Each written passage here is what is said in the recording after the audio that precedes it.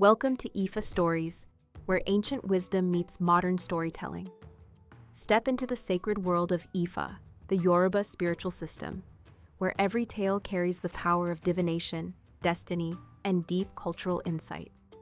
Join us as we unravel the mysteries of the Orishas, the divine forces guiding our paths, Orunmila, the Iron Moles, and many more.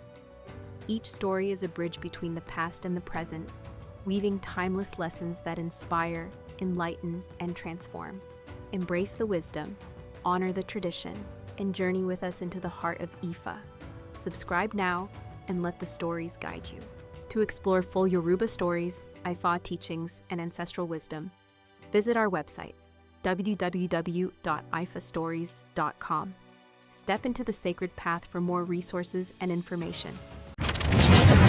The Crab and Its Head. Prayer, Òtúrá Méjì adifa fún okunrin, loda fún Akàn. Story, there was once a man who had no head, yet he managed quite well with his hands, so well, in fact, that he seized everything for himself. The crab, Akàn, was good, noble, and fatally trusting. He was a friend of the man without a head. One day he lent the man his head to help him, since Olófin had summoned everyone to the house on the hill, to discuss who among them was worthy of leading the earth. The man performed quite well with the crab's borrowed head. He looked around, moved his eyes, and held his gentle voice with such eloquence that Olófin did not doubt his intelligence, and appointed him the head on earth, that is, the principal guide. The crab, who had not attended the gathering, was waiting somewhat impatiently for his friend at the base of the hill. When the man saw him, he asked in a strong tone, "What are you doing there?" The crab replied, "I'm waiting for you so you can return my head." The man firmly responded, "Let it be known to you that I have decided to keep the head." The crab replied, "There's no need for you to keep it. Whenever you ask me, I'll gladly lend it again. Just return it now. I need it tonight."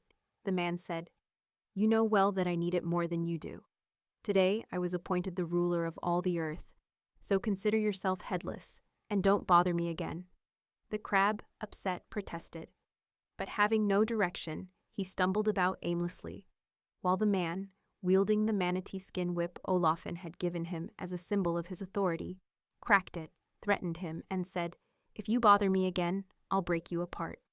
The crab never expected such treachery, but since the man had threatened and frightened him with the whip, the crab fled, tumbling backward down the hill, and where his head once was, 2 small stones embedded into his body, forming his eyes. And that is why the crab has no head, because the man, in his selfishness, took it from him.